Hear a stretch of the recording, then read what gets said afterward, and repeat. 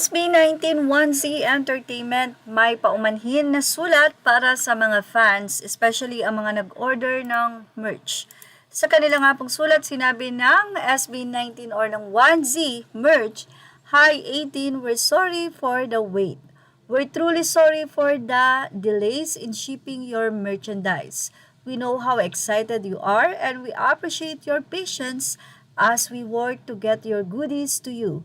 To thank you for your understanding, here's a little gift for you as a token of our appreciation. Again, we apologize and thank you for your continued support." I don't know kung fan siya or isang netizen na napansin ang paghingi ng apology ng 1Z Entertainment para sa mga fans na delay ang mga order or yung mga merch na in-order nila.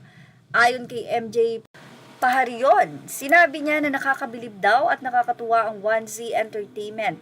Dahil nababasa nila to, ang mga hinaing ng mga customers ay kanila nga pong nakikita at nababasa. So, hindi po lingid sa kanila na may mga nagpo-post kung okay lang po ba na matagal o delayed o ilang buwan na hindi pa po dumadating yung merch nila or yung iba naman agad-agad ay dumadating. So, ano po ba yung difference? Bakit may mga delay? So, nababasa po yan ng 1Z Entertainment, kaya naman sila ay humingi ng paumanhin at sa mga po na delay, sa mga hindi kagad natanggap yung kanilang order na merch, ay mayroon po silang freebies. Wow! Mga swerte naman ang mga na-delay. Anyway, kamakailan lamang po ay nag-promote muli ang SB19 habang sila ay nasa Japan ng kanilang nga pong wakas at simula show na magaganap sa April 18 sa SMDC Festival, Ground Festival. Malapit na po ito, halos isang buwan na nga lang ang preparation.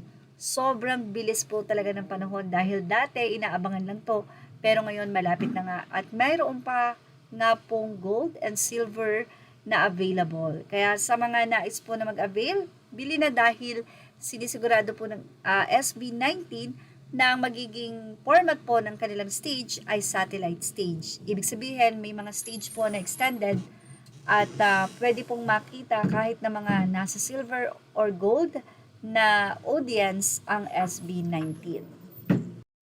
At yan ang ating Showbiz Now update. Images are all credit to the rightful owners. Please like, share, and subscribe, and thank you for watching Showbiz Now.